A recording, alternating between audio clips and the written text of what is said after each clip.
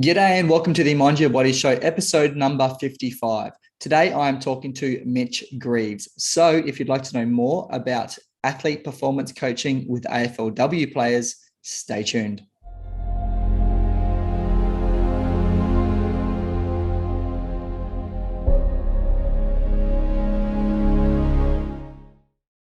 Are you an athlete who wants to maximize your performance and succeed at the top level? Stop wasting time on generic programs. Get started with my 2-week intro package today. Head to jacobandreae.com. That's jacobandreae.com. And the link will also be in the show notes below. Okay, so moving on to this week's testimony of the week. Actually, before I get onto that, you might see if you're watching this on YouTube that I've got a new little set here that I'm starting to create. I've got the plant back on this side. I've had to move on the other side of this wall, in fact, which on the other side of this wall, which is where I normally record, is where my daughter's big, massive monstrosity of a Barbie house has taken over. So I've been relegated to this side and I'm starting to build this nice little setup here, which has some books you might notice there. So there's 3 books. They're people who have been on the podcast or are coming up on the podcast. So we've got The Why by Isabel Cornish. We've got Unstoppable by Ben Angel, episode coming soon after this one. And then The Sporting Parent by Nathan Parnham. So really excited to build that little library of books. Actually, in front of me on the other side of the camera here, there is my big library. So I might have to move it eventually as we get more guests on the show who are writing books and have them filled all around me. I think that would be so cool. Okay, so I'm going to do another new thing this week, and that is a testimonial of the week. And this week's testimonial comes from Jamie Lee Paris, who has just signed with the Darwin Salties in the NBL1 competition, I think it is. I hope I haven't stuffed that up. But Darwin Salties plays in this national competition with different states. They go across from Northern Territory to Queensland, and they play in different competition. It's a high level for Darwin, and Jamie Lee has just signed. So I've worked with Jamie Lee at the end of 2022 for several months to help her get ready for pre-season and put herself in the best position to be able to sign with the Salties, which she has just done. And her testimonial says, Jacob's program gave me what I needed to have a great preseason and work on my fitness. His program showed me the correct techniques and gave me confidence to improve my game. I'm really looking forward to watching Jamie Lee perform for the Darwin Salties. Really exciting for her.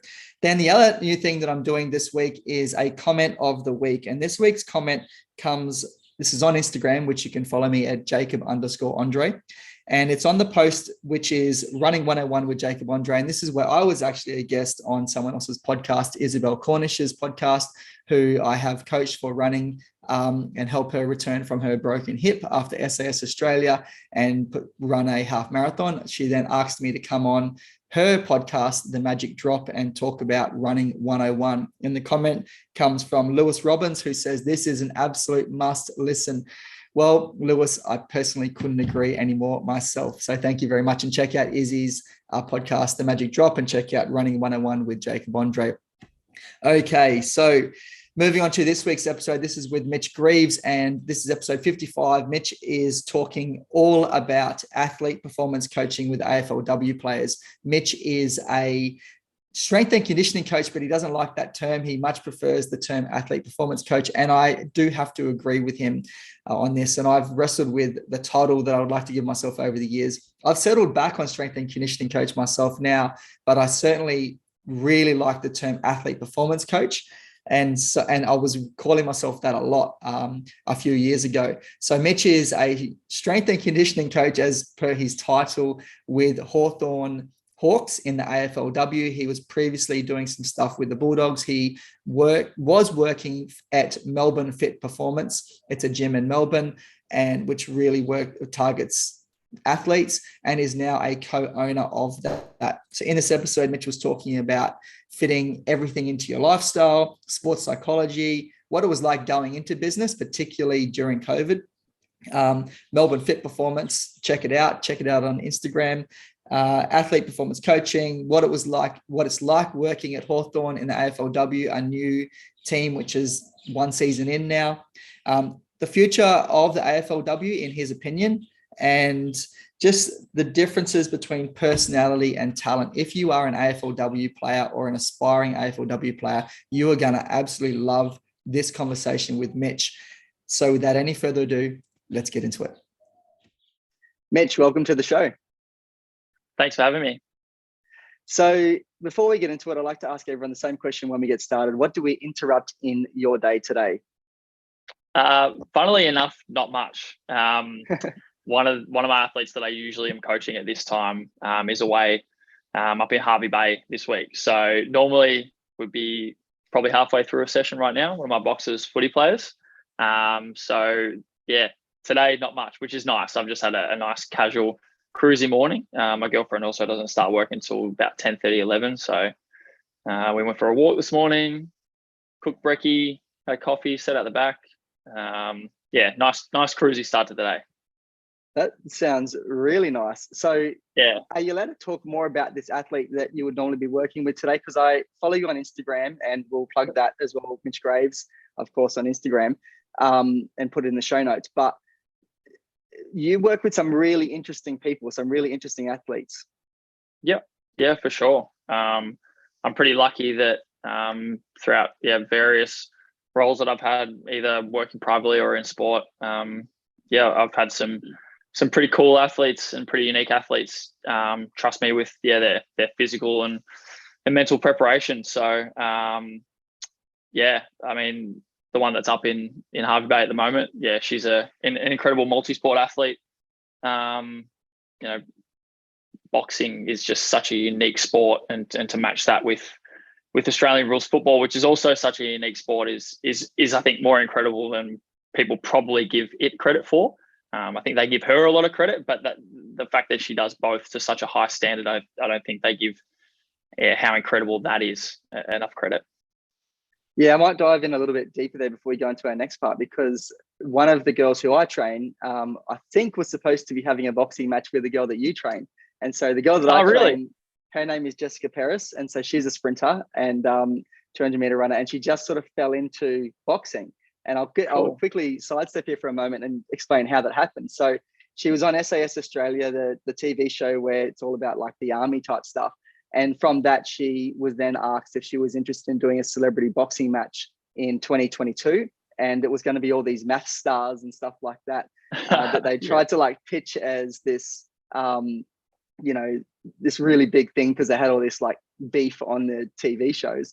And so she was supposed to fight someone, a girl from The Bachelor, actually. And then that all kind of fell through and it didn't happen. But now Jess is really interested in this boxing and getting right into it. So from what I can tell, I'm pretty sure one of the girls that you train was going to fight her. I'm not sure if that's happening or not. But yeah, so it's been interesting moving from sprinting, strength and conditioning into the boxing from my point of view. Yeah, wow. Yeah, absolutely. She'd have one supercharged nervous system, that's for sure. Yeah. So you just said about athletes trusting you. They wouldn't trust you unless you were like fit and healthy yourself. So how do you mind your body? Yeah, I'm very fortunate to work here at MFP with a great group of coaches who Mike has kind of instilled a real culture of making sure you look after yourself physically. So like everyone's always training and trying new things and doing different programs, whether they write it themselves or whether they purchase programs from different coaches or get coached by other coaches. So I think that's bred a really strong culture here in terms of training yourself and looking after yourself. So like personally at the moment, I have the luxury of Dave, our exercise physiologist and athletic performance coach, programming for me at the moment, because I'm coming back from a proximal hamstring tendinopathy, which I developed playing football last year. So I'm kind of at the end stage of that, back training and playing footy, which is cool. So preseason is about to go back. And so that is also a big kind of component for me. I think that's something that really works for me as a coach in understanding my athletes is still playing sport, particularly going into kind of the mid 30s over the next few years. I think, if you haven't ever continued to play sport into your 30s, you probably don't have as good an idea of what it actually takes to not just physically get yourself up, but mentally get yourself up to keep playing sport. But I think it's something that I really value, not just from a physical point of view, but mainly from a mental point of view. Just the competitive nature of it, I think it just brings a different release to just training in the gym or running by yourself or whatever it might be, and the social aspect as well. Yeah, that's awesome. So you're entering your mid-30s and you're a partner in Melbourne Fit Performance, which also will link up in the show notes. We'll get into that. But how did you end up where you are today? Tell me about the Mitch Greaves story. Yeah, it's kind of funny. I kind of did a big 180. So I originally just started doing like a double degree in exercise science and psychology, thinking I was looking at maybe sports psychology or something along those lines. Didn't really know what I wanted to do, but was just kind of interested in the material and that side of things. And it wasn't kind of until one of my uncles asked me, they said, "Oh, so do you want to sit in a room and listen to people talk about their problems and all that sort of stuff all day?"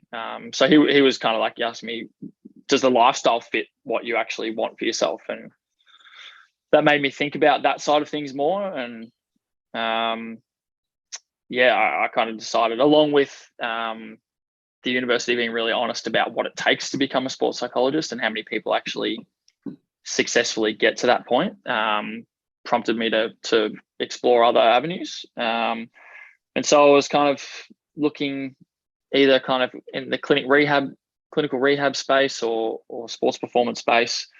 I did an internship with the Western Bulldogs in 2013, I think, with the rehab coordinator there, which was a great experience. I didn't particularly enjoy it. I think just for where I was in terms of my kind of emotional maturity and my, I suppose, path in life, it didn't quite match up, and I wasn't ready to kind of make the most of that experience. So I did that, decided sport wasn't for me, and then went down more kind of the clinical rehab side of things. And then, did a bunch of internships, Badminton Australia, a bit more performance stuff. But then I looked at kind of, they had like a little internal clinic there. So I looked at a bit more of the rehab side of things, and kind of wasn't really sure what I wanted to do. So I took a year off. I went and traveled Europe for about 4.5 months. It was supposed to only be a month and a half. But then I was over there and I thought, I don't know when I'm going to be able to get over here again. And thank God I did, because then COVID came along, and here we are 2.5 years later. So I traveled, came back, and then my local sport coach asked me if I wanted to run the preseason S&C stuff for my local footy club. And kind of fell back into that, along with going into my Masters of Clinical Ex-Phys. So I did that. That took 18 months. Kind of explored. I went to Epworth Hawthorn and did some like multi-trauma rehab, amputees, car crash victims and all that sort of stuff. And that was super interesting. Then a few other things like community health and that side. And it just didn't light me up. So once I finished that, I got on really well with Mike Crichton. I'm bouncing all over the place here, but I got along really well with Michael Crichton, who's now my business partner. He was actually my lecturer at Vic Uni all the way back in undergraduate, and somehow just ended up on the phone with him. I think I was asking him about career pathways and this particular clinic that I was going to do an interview at. And he goes, "Oh, I'm actually opening up out in West Footscray. Would you be interested in coming out and have a look at the space and potentially running our rehab stuff out there?" So I came out, and then kind of the rest is history. I've been here for 5.5 years now, and kind of bounced around different sporting clubs at various levels, and that's kind of, I suppose, a snapshot. Yeah, really interesting. So you've had a pretty varied experience. So you then bought in to Melbourne Fit Performance? Correct. Yeah. So I worked here as an ex-phys, and then kind of a year and a half, 2 years in, decided I was still really interested in kind of the athletic performance side of things. So I started doing a lot of that as well. And then, yeah, the opportunity came up during COVID to buy into the business. And I jumped at it because, yeah, both me and Mike both kind of felt that I had a really strong hand or key role in building it to where it is, or where it was at that point. And yeah, it just made the most sense to me to continue to build this awesome place into what it can be in the next 5, 10, 15 years. And where do you see that? Where do you see it becoming in the next 5 to 10 years? Yeah. So we originally started off as kind of like a bit of a hybrid. Mike had a really strong background in CrossFit, so he kind of blended the CrossFit and strength and conditioning world together to create like a really good training system for general population clientele. So we were doing that as well as kind of rehab and a little bit of athlete stuff to start off with. And again, talking about things that light you up, we kind of got to that COVID period, and it made us kind of reassess, okay, well, if we get another shot at this, if we don't go under, what do we want this place to be, and where do we want to go? Because kind of all we had was time to think down here in Melbourne. And so we kind of put a vision board together, and we said, okay, well, let's go after it. Let's get after the athlete side of things and sport rehab. So yeah, the aim is to be the premier facility in Victoria for training athletes and sport rehabilitation. Yeah, that's awesome. And so what different roles do you have there? So you're exercise physiologist, strength and conditioning coaches. Yeah. So we have me, Mitch and Mike, and then we have Dave, who come down from Queensland. He's an EP as well. So me and him are both EPs, but I don't know. We barely really resonate with being EPs anymore. So all of us are technically titled athletic performance coaches because we feel that term does our job and our role justice versus strength and conditioning. We feel that pigeonholes people into thinking you're just a fitness guy, whereas we think it's so much more. So yeah, technically everyone here is an athlete performance coach. So myself, I head up the sport rehab side of things. So we've got myself, Dave, and then Tash Snedden's come on board as well. So she's working at Carlton AFLW. So I still have good connections there from working there. And they kind of put her name up as someone that would be a really good fit with us. So she started with us just pre-Christmas. So that's the rehab team. And then we've got Nick, who is working at Melbourne Storm as well, part-time. And then Ryan as well, who's got a really strong foot in the tennis world.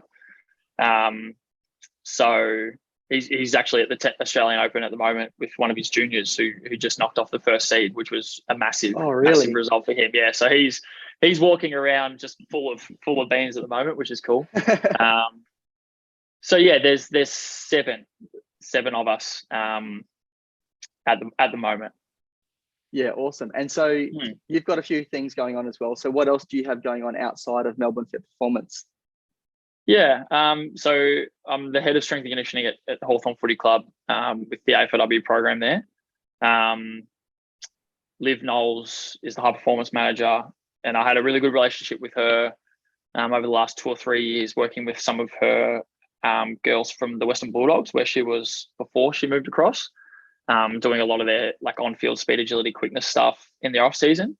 And so I kind of took a year off from Carlton after 3 seasons there, did a bit of work at Trobe University in a program there, and then decided that wasn't for me. And then I was just chatting to her about, what was I even chatting to her about? I think maybe some of those girls potentially coming back. And then she was kind of like, by the way, I'm leaving. I was like, oh, cool. Where are you going? She goes, Hawthorn Footy Club. They're starting up a program there. Anyway, I got to talking, caught up for coffee, and yeah, now I'm there. So absolutely loved my first season there. They've started off hot, which, all the new clubs would be trying to. So, but the people that have got involved there from the top down, they're setting a really strong foundation for building a really strong program moving forward, which is exciting. You say they're starting off hot. What specifically do you mean by that?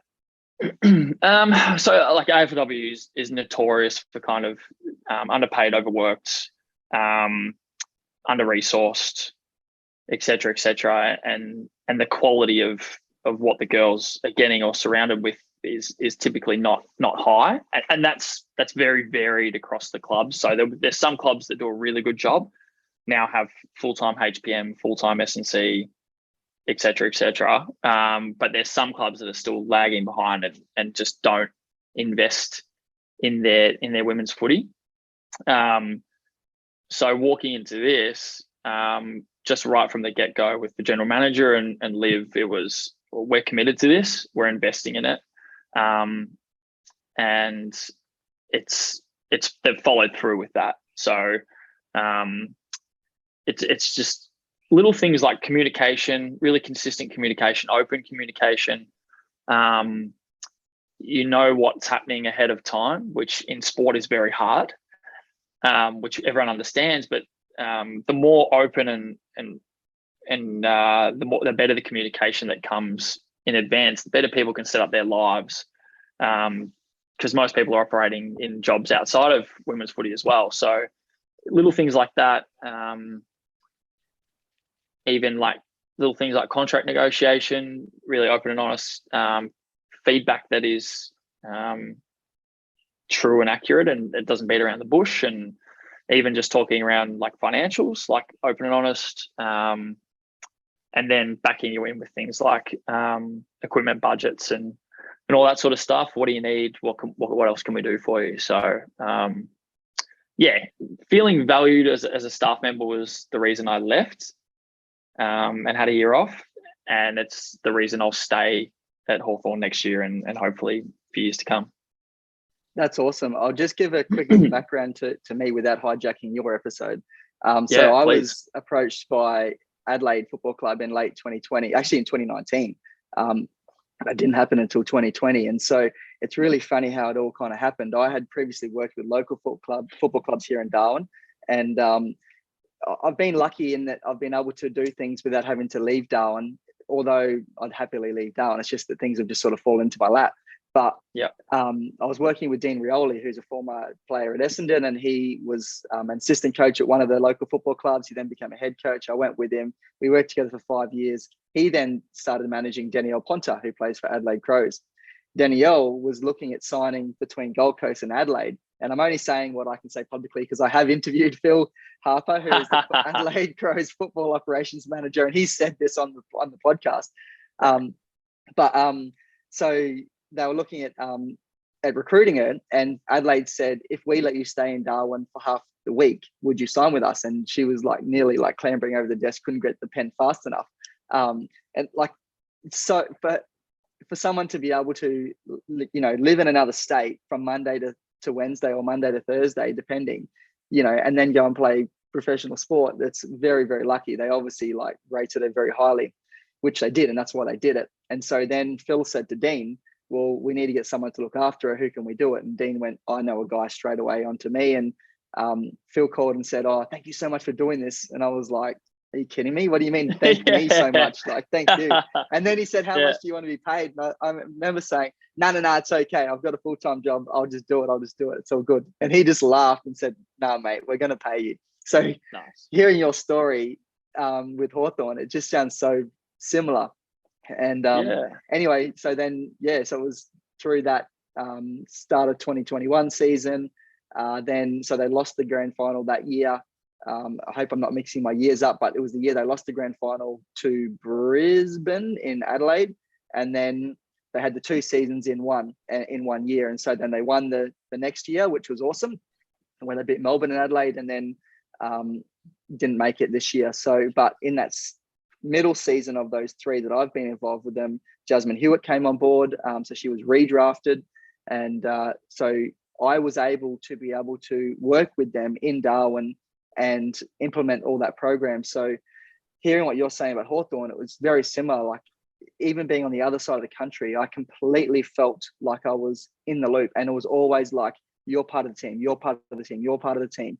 And I just sort of felt like some outsider as a contractor coming in and just, providing a bit of help. But they went out of their way for even some small little guy like me to be feeling part of it. And so then when they made some money out of winning the premiership, and they decided to put that back into the girls. And they did that by giving them a pre-season camp, which was in Darwin, which I got to be a part of. And when you really experience it inside like that, it's crazy. Like, just the culture. It's the saying is family first. And so family comes before anything and everything. And it's all about making you the best person that you can be. And, oh, by the way, that should make you be able to play a little bit of footy on the side. Because if you're happy in your life, then you'll play your best footy. And so it's all about this holistic approach. And so I'm really keen to hear about your experiences with Hawthorn, because it does sound very similar. Yeah.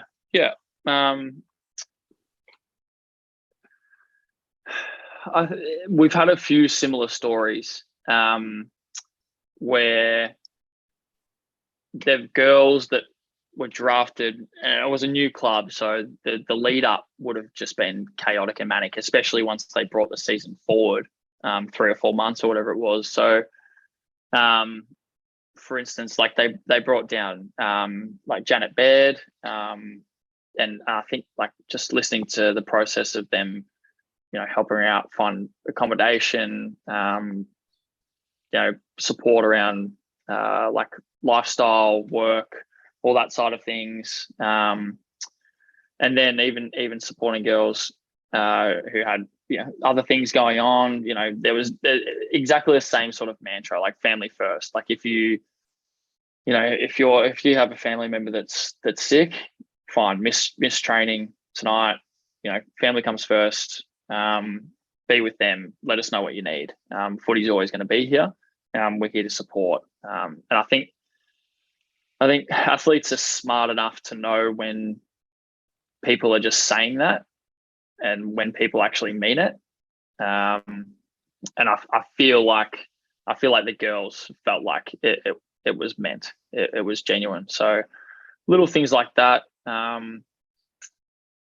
And then, like, I think just from an approach point of view, like, considerations around not just performance, but just like the athletes as people. I think Beck Goddard and Liv do a fantastic job getting to know the girls as people and support them in all facets of life, not just from a footy standpoint. And that can be something as simple as making sure that they're having conversations with them, week to week, day to day, around what's going on in the background, and then also like really minute things that might not seem like much, but being really sensitive with things like weighing girls. Like, is that something that we just do for everyone? That's just a slapstick approach, or are we actually considering who that might impact negatively and who it might impact positively, and who it doesn't really matter for? So yeah, there's probably a lot of I suppose examples I could pull out, but that's just a couple that come to mind. And then just the setup from like a staffing point of view as well. Like, I think they've recognised that if you look after staff well, the athletes are going to be looked after well. So not just setting up meetings with players ongoing, but also setting up meetings with staff along the way as well, and making sure that everything's humming along quite nicely from that point of view. Yeah. What differences have you noticed between training and coaching men versus women? Anything much? Heaps. Heaps. Heaps and not much at the same time. There's so many things. Like, I think girls just bring just a different energy and a different vibe to training, and again, at some positive, some negative. I think in terms of, like, I was talking about this with the sport coach the other day, and for better or for worse, girls are very, you kind of tell me what I need to do, and I'll do that. But then they won't necessarily drive what they're doing outside of that themselves too much, or I haven't seen it as much with the girls, particularly from like a skill development point of view. But again, that might just be a bit of a transition from non-professional to professional, and that might come the more the girls are involved in elite pathways through junior and youth ages. I mean, like there's probably a little bit less confrontation with women versus men. They respond to I suppose the more positive vibes and banter really well, but also can tolerate you being firm quite well as well.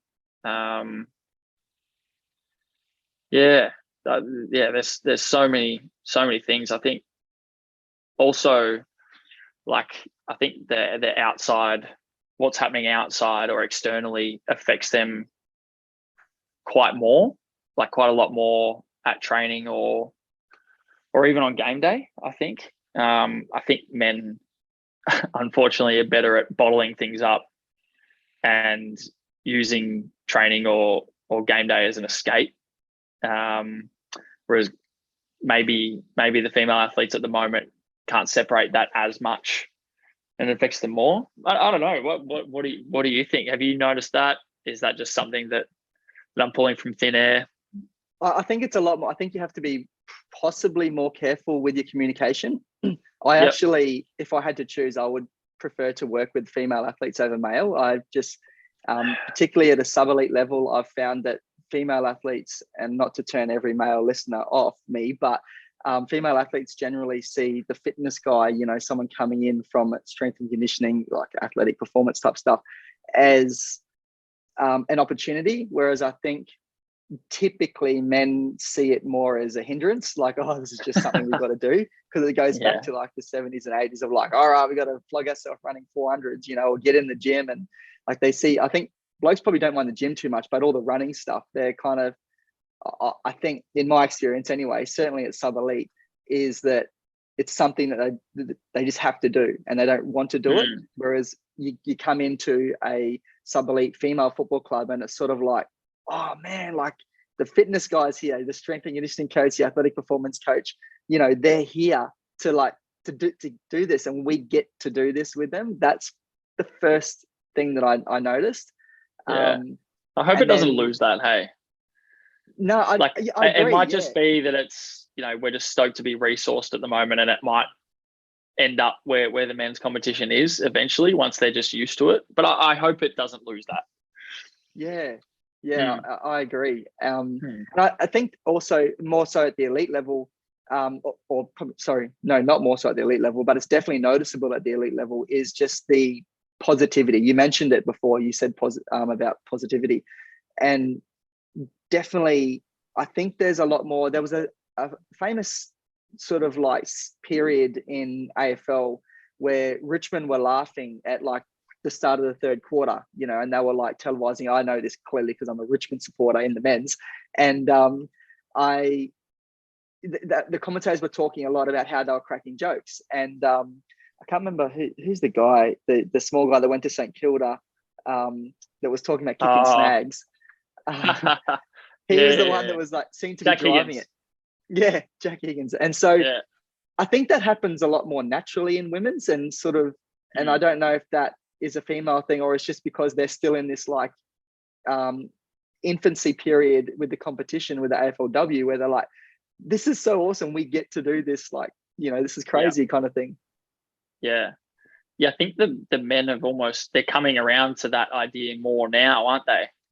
It's almost like they need permission to do that because it's been so army drill sergeant focused, if you're laughing, your head's not in the game type thing. Whereas now they're actually coming around to the benefits psychologically of that environment and creating that environment, which is so awesome. And so maybe women coming into the AFLW has helped to sort of trailblaze that for men, that more positivity. I think the other area that women are trailblazing the competition is in the pride area.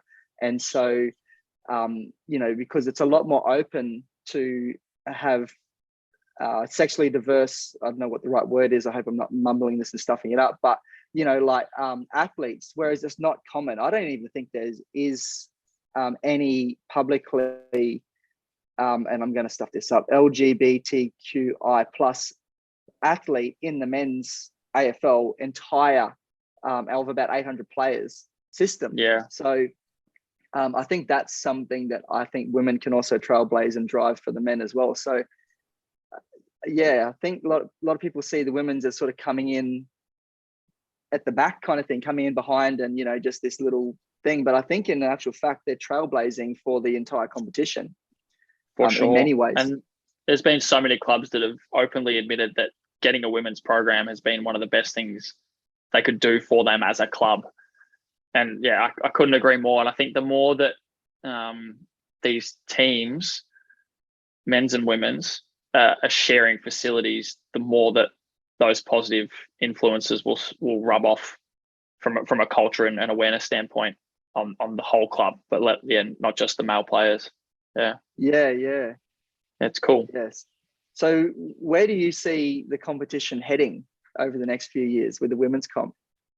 Yeah. They've made some bold statements. 2026 full-time, I think they want. 2030, they want to be the highest paid female sport in Australia, I think they said. So, yeah, it looks like it's headed for a progressively bigger competition, as in, i.e. now that they've got all the teams in the comp, start to add more games, which means bigger pre-seasons and that side of things over the next 4 to 15 years. What that looks like from a player contract standpoint and a staffing perspective, we'll see. But I'm starting to see, or we're starting to see, there being a big bridge between the AFLW and the AFL men's programs, versus I think previously it was very much a VFL men's and AFL men's bridge from a staffing standpoint. So we're starting to see like a lot more staff involved in both programs. So my big hope is that they continue to treat the women's programs as their own separate entity, and they don't just funnel, I suppose, staff members that they want in the AFL men's programs into the AFL women's programs. But from a competition standpoint, it's only going to continue to grow, and you can see it pushing other sports further ahead as well. So like what Cricket Australia has done for their women. Now we're looking at the Matildas and the A-League and what's happening in soccer. All the other sports are trying to play catch up now, particularly netball. Rising. What is it? A rising tide lifts all ships. So yeah, it'd be interesting to see where it gets to. I absolutely love that saying too, by the way. I want to ask you about Dominic Carbone and Eliza Shannon. So they are both from Darwin, and they approached me before they were drafted. They were then drafted to Hawthorn in the AFLW. So they come and said individually, I want to get drafted. What do I need to do? And so I started training them only for a very, very short period of time. But it was just before they got drafted. One of my questions is, tell me about them in what you can say, because they are both cracking people to train. I absolutely love training both of them. And then my second question is, what would you like to see as someone who is sitting in a club like Hawthorn, to a strength and conditioning coach who has an athlete approach them and say, hey, I want to get drafted, can you help me? And also to the athlete like Dom or Eliza, who's sitting there going, I want to get drafted next year. I've got a girl, for example, that I've been training, Kiralee Parnell, who's now with Sandringham Dragons. And so she's straight out of high school, and we did some stuff for the last 3 months to set her up for a preseason down there. Like what would you like to see them do or be able to do when they come to you? Yeah. Dom and Lars are awesome. Yeah, really, really, really good girl. Very, very different in a good way. Dom, just a social butterfly and just a ball of energy and happiness. Is just a great vibe to have in the gym. And we're lucky enough that it feels like they recruited on personality as much as they did talent at Hawks. So it's a really good mix of different characters, which you need. And then Lies is kind of, quiet, bit smirky, bit of banter, but just, head down, ass up in terms of getting her stuff done, and is starting to learn how to ask more questions and get more involved in the process rather than just thinking she has to do everything by herself. And I feel like a lot of the girls coming in, and particularly with AFLW, they don't want to. It's funny, they almost don't. They want to feel like they're annoying you. And it's like, girls, I'm here. This is my job. Like I'm here to coach. Ask me questions. As many as you can. Let's make the most of this. So yeah, both cracking girls. In terms of I suppose girls looking to get drafted, and training for that, I think first of all it's about doing your research in terms of who you want to guide you along in that process. So rather than just going straight to social media and looking up, fitness coach, strength conditioning coach, performance, whatever it might be, do that, have a bit of a look, but then, ask trusted contacts within your footballing circles, and even outside of that, if they know anyone, do your due diligence in terms of having conversations with those people, and then choose one that you don't think is just going to be a good fit in terms of knowing their stuff, but also a good fit for you personally as well. Because I'm a big believer in energy, and energy and vibes in training are really conducive to creating a really good performance training environment. So that would be my first port of call, and then you would have already sat down with who you selected, and then whoever you selected, then you're going to put together a plan. And I'm also a big believer in looking at strengths rather than just weaknesses. So there's going to be a minimum standard, and that minimum standard is going to increase pretty quickly over the next 5 to 10 years in terms of what you need to be able to do to play at this level.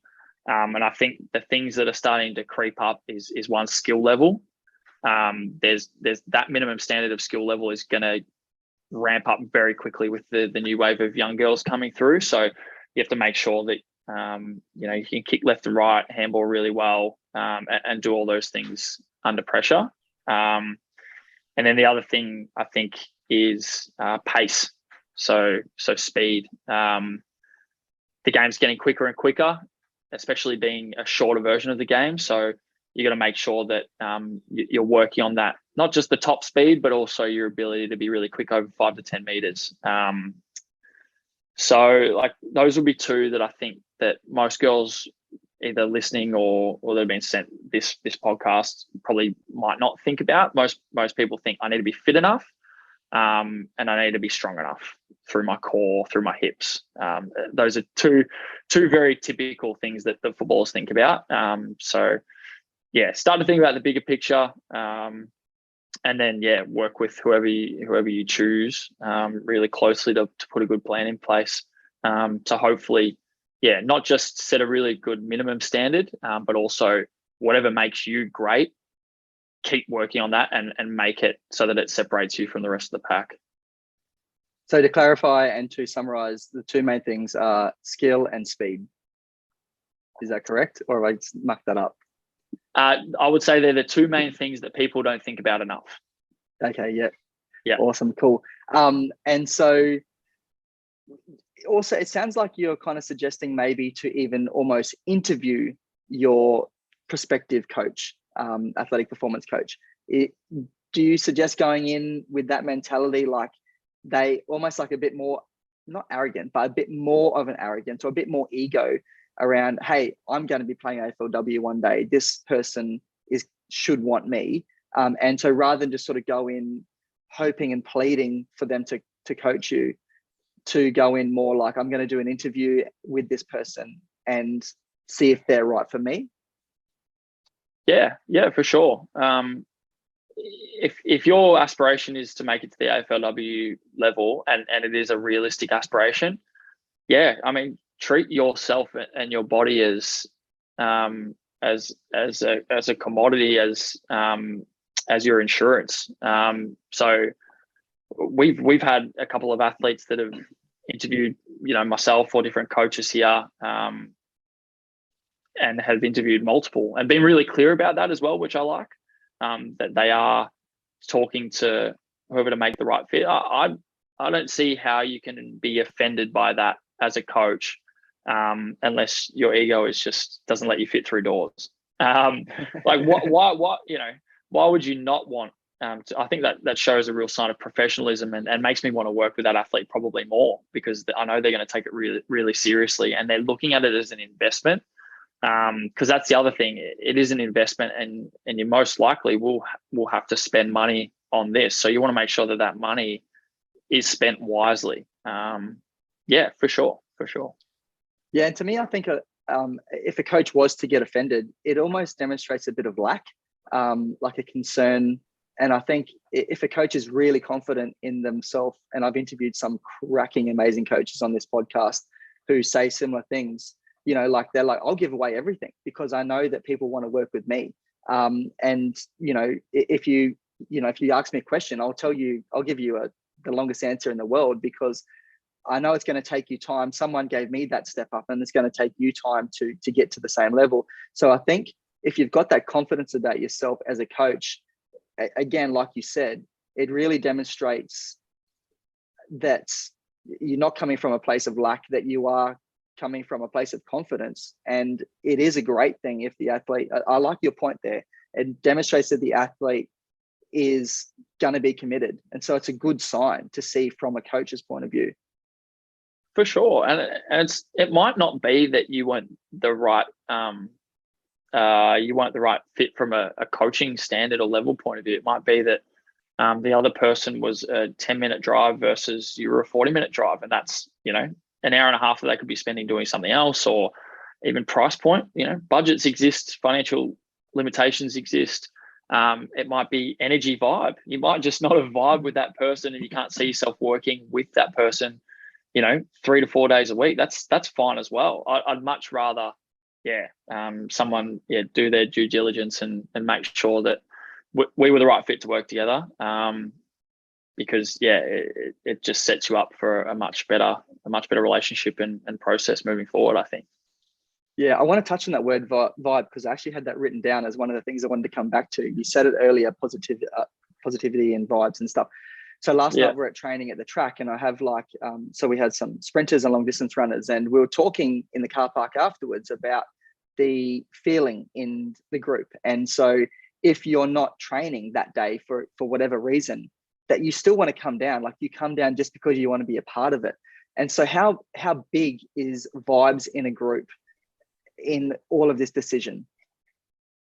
Yeah, massive. Absolutely massive.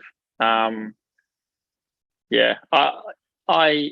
pride myself on bringing energy and vibe, and that's different in different contexts with different people.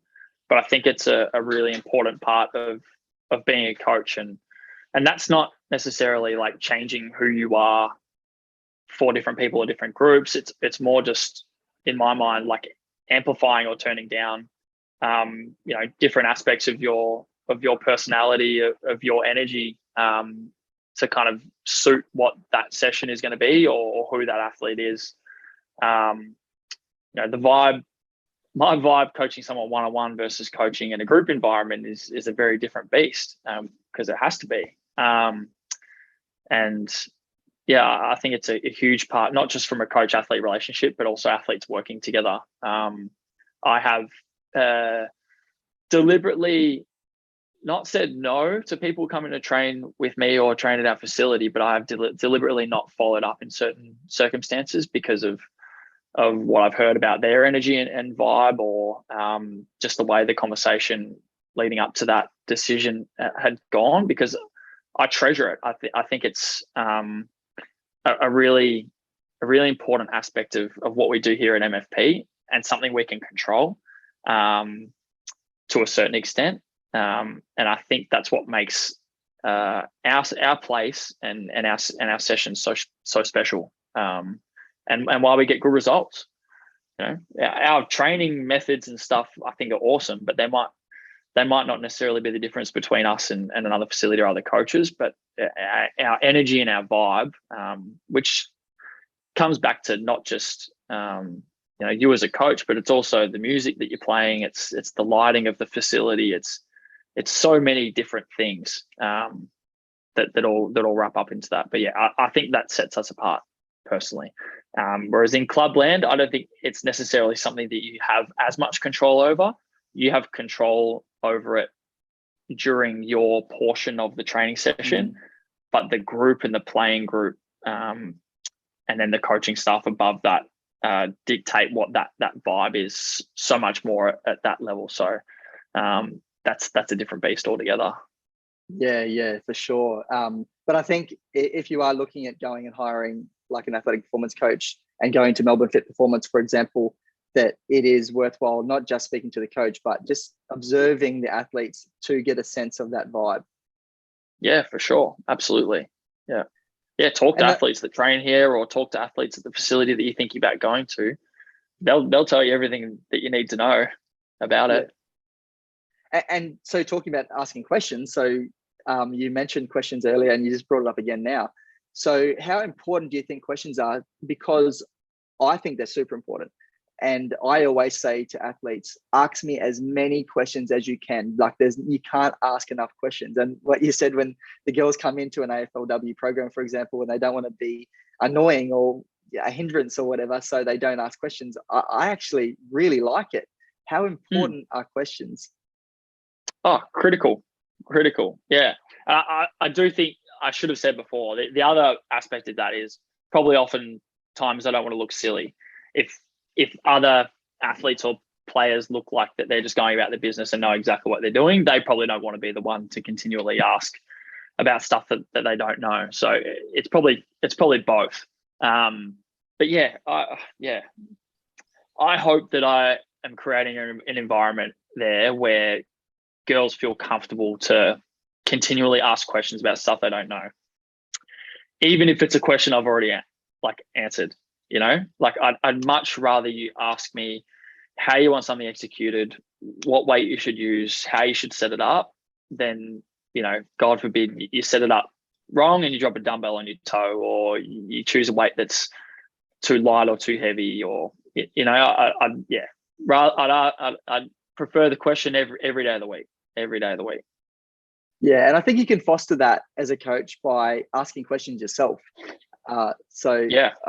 I know I certainly ask lots of questions, and I also try to answer questions which I know are common. And I've heard in the past. So for example, we might be doing drills and I might just say, this is why we're doing it. And then I say, you should be asking like your coach, why you're doing that drill, like why this drill, why that drill, you should be saying the word why so much that they are getting annoyed. And I sort of make it a challenge, like try and annoy me, like ask me questions, because otherwise, if you're not, and you're just doing some drill for the sake of doing a drill, that coach might have just got it off YouTube and gone, that looks like a good drill, or I saw Mitch Greaves doing that, so I'm on Instagram, so I'm going to do that. That's the worst. I always say you best be getting yourself a new coach if they can't answer why you're doing something. So absolutely ask questions. Yeah. And you actually bring up a phenomenal point there about you as the coach asking questions as a coaching strategy. I think it's one of the best ways to foster or drive intent in a session.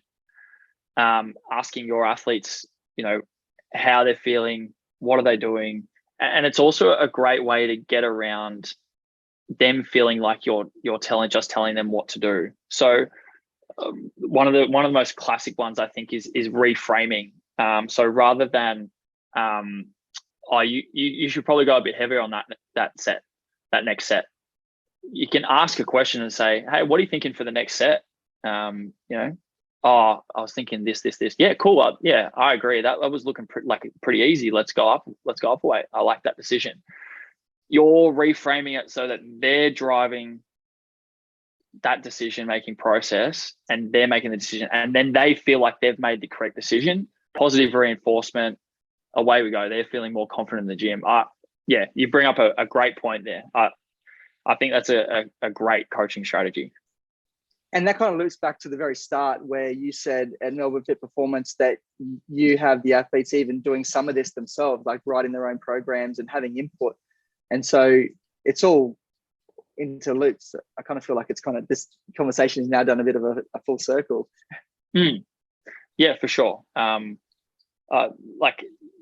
Tay is a classic example. Like, she'll always send me stuff that she's seen like some other boxers doing and some cool stuff, and be like, oh, that looks awesome. Like, where do you think that would fit? Or what do you think that's doing, et cetera, et cetera. Whereas then you get some athletes on the other end of the spectrum that are just like, yeah, I'll just do whatever you tell me to. They're just happy not to be having to write their own program. You know what I mean? So yeah. You actually, that I was going to wrap it up, but you actually remind me of, so Jess, who I mentioned earlier, with her she's always sending me this boxing stuff at the moment, like this drill, that drill, like, and it's cool. Like, I love it. And it then reminds me of something that happened on Saturday. So we had 4 350-meter hills, and on the third one, she was like, I'm done, that's it. And I was walking back down the hill. I was joining in with them, and I was walking back down the hill with a 400-meter runner, and I said, watch this, she'll run the last one. And we got down to the bottom, and I think I said something. Recently she's been sending me these motivational quotes and videos and stuff on Instagram, and I said, what was that motivational video that you sent me the other day, that one about the lion or whatever? And she goes, oh, straight away her head switches, like, I don't want to swear on this, but she's like, F you, Jacob. She's like, yeah, I know what you're doing. And I said, those quotes you send me are awesome. So yeah, like that little fun stuff that you can have with athletes, I love it. And you can, and in the end, she ended up running that last 350 and the fourth 350 and did it very, very well, actually. But yeah, a little bit of counselor psychologist. that is the nuance. That is the psychology of coaching. That is, that's the fun stuff. That's where you're getting that 1% that, you know, that other coaches might not be getting, or whatever it is. Yeah. I love that story. That's cool. Yeah. Well, Mitch, we're not going to end it just yet, because we've got 10 quick fire questions coming up. But before we do, I just want to thank you for being on the Mind Your Body show, acknowledge you for all the work you do in the athletic performance space, from rehab through to strength and conditioning and everything else. How can people find you online? Instagram is probably the best place to see me or my content and some of my athletes training. So that's Mitch Greaves, MITCHGREAVES. And then I reshare a lot of my influences and stuff I'm reading or looking at on Twitter. And that's exactly the same handle on Twitter. So those are probably the two best places to find me. If you do really want to ask a question or something, just hit me up on Instagram, and I'll probably shoot you my email. And if you're in Melbourne, definitely go and check out Melbourne Fit Performance. What suburb? Yeah, for sure. West Footscray. West Footscray. Yep. So just about 10-15 minutes west side of the CBD. Awesome. Okay, so while you've been talking, I've been taking some notes on this notepad here. I haven't worded you up on this, so I'm sorry, but this is a little thing. I prefer it that way. It's called 10 in 10. It initially started off as 10 quick questions in 10 seconds. So the whole thing was supposed to be done in 10 seconds. But what I found was sometimes people like to go off, including me, on a little tangent, and that's absolutely normal. So sometimes this can take 10 minutes. So first thing that comes to mind. My brain doesn't work that quickly. First thing that comes to mind, the first word, sentence, whatever it is. So number 1, Melbourne Fit Performance.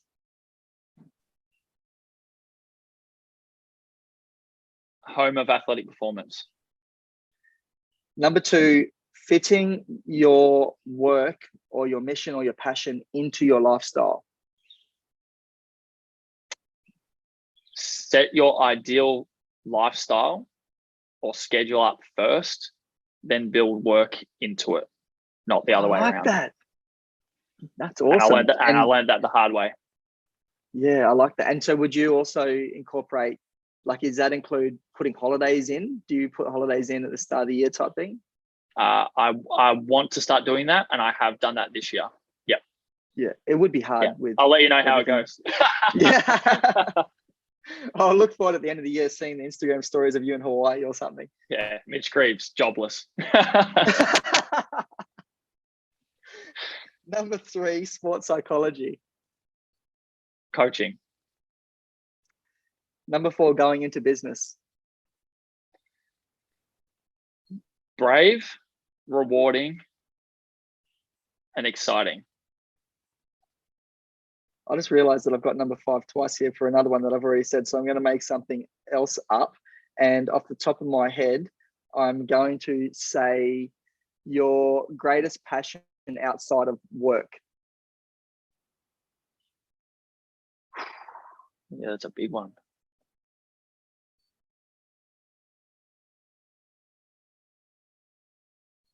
My family, including my girlfriend and my cat and my life at home. I love it. Awesome. Yeah. Number 6, athletic performance coaching. A much better term for what we do as coaches, and doesn't just reflect the physical side of what we do. I like it. Number 7, Hawthorn. An exciting project that I'm looking forward to seeing what we can achieve in the next 2 to 5 years. Well, that lends it into number 8, which is the future of the AFLW.